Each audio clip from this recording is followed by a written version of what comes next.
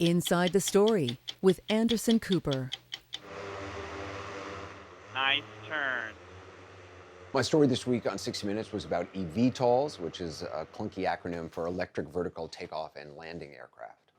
Do you want to do like a quick little debrief? The producer, Nicole Marks, has been working on this for about 5 years. And it was really just a question of waiting until the technology was advanced enough. The promise that eVTOL manufacturers make is that this is essentially a better way to get around, like an Uber for the air. They're not looking at this as toys for the rich. This has been the aircraft that we've used to validate all the work we've done over the last decade. Joe Ben-Bever is CEO of Joby Aviation.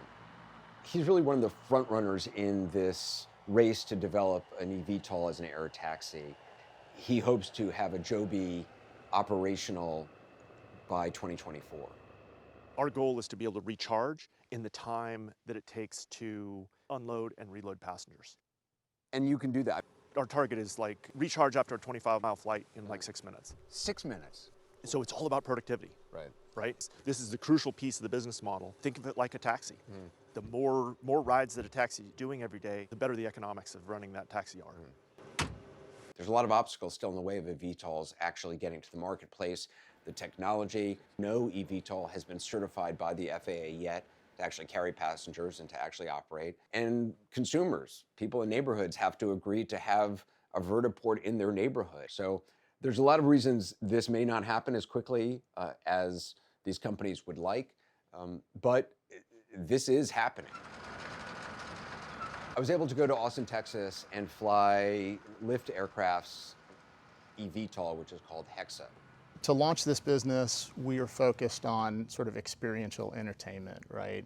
I think there's a huge market for people to just experience the thrill and joy of flight.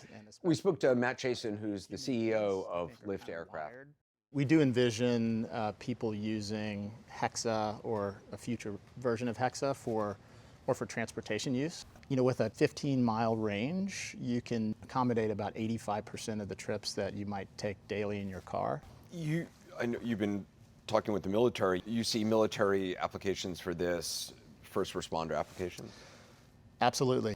There's a lot of applications that are suited to this aircraft that can basically use this capability to save lives. We're very fortunate that the United States Air Force has leaned into this new industry heavily and is helping to foster the development of eVTOL aircraft in the United States. It was amazing to me that after about 20 or 30 minutes of doing this VR simulation, that was it. That was all the training I really needed to be allowed to go into the vehicle and take off and fly. Just like the simulator. We'll get the seatbelt on you.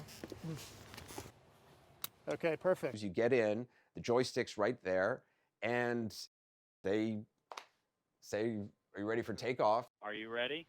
Yep. You are in takeoff mode.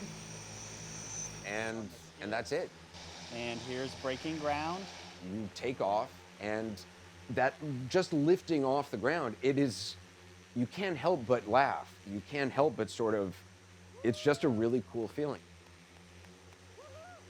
I felt safe. A number of those motors can fail and the vehicle can still fly. When you want to land, all you do is you position Hexa above the landing zone. You press a button on the joystick and you can take your hands off and it automatically lands. It only lasted about 9 minutes, but it was really thrilling. That is cool.